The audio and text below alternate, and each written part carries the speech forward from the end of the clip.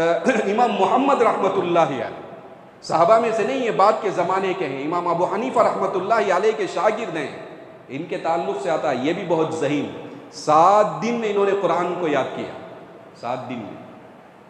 وہ اپنے استاذ کے پاس گئے، حضرت ابو حنیفہ رحمۃ اللہ علیہ کے پاس، جا کر کہنے لگے کہ حضرت میں آپ کے پاس فقہ سیکھنا چاہتا ہوں، ایک علم فقہ ہے، یہ فقہ جسے کہا جاتا ہے اسلامک لا، یہ اسلامک لا فقہ میں سیکھنا چاہتا ہوں۔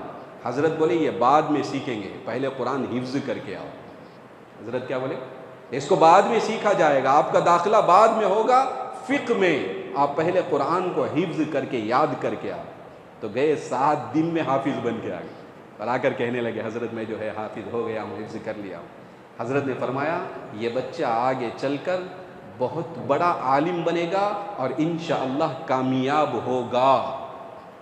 حضرت کی دعا تھی کہ آج جو احناف کہے جاتے ہیں نا، اس میں ان اماموں میں ایک بہت بلند درجہ رکھنے والے کون ہیں؟ حضرت امام محمد رحمۃ اللہ علیہ، ابو یوسف رحمۃ اللہ علیہ، صاحبین ہیں ابو یوسف رحمۃ اللہ علیہ اور امام محمد رحمۃ اللہ علیہ، یہ بہت بڑے درجے، ان کی کتابیں ہیں ظاہر الروایہ ان کو کہا جاتا ہے، فقہ کی 6 کتابیں، جن 6 کتابوں کو ظاہر الروایہ کہا جاتا ہے، یعنی ان کتابوں میں اگر کوئی مسئلہ پایا گیا تو وہی مسئلہ مفتہ بھی ہوگا، اس مسئلے کا اعتبار ہوگا، اس کے مقابل میں کسی کتاب میں ایک اور مسئلہ پایا گیا تو اس کا اعتبار نہیں ہے۔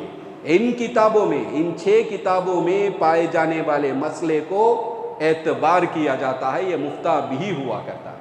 ایسے بڑے درجے کے امام محمد رحمۃ اللہ علیہ، اس طرح اللہ تبارک و تعالیٰ نے اس لائن میں لگنے والوں کو چن کر اللہ نے عطا فرمایا، بڑے درجے کے انفاس، بڑے درجے کے نفوذ تھے۔ تو بہرحال نبی علیہ السلام کے زمانے میں بھی صحابہ اکرام، ایک بڑی جماعت صحابہ اکرام کی یہ حافظ تھی۔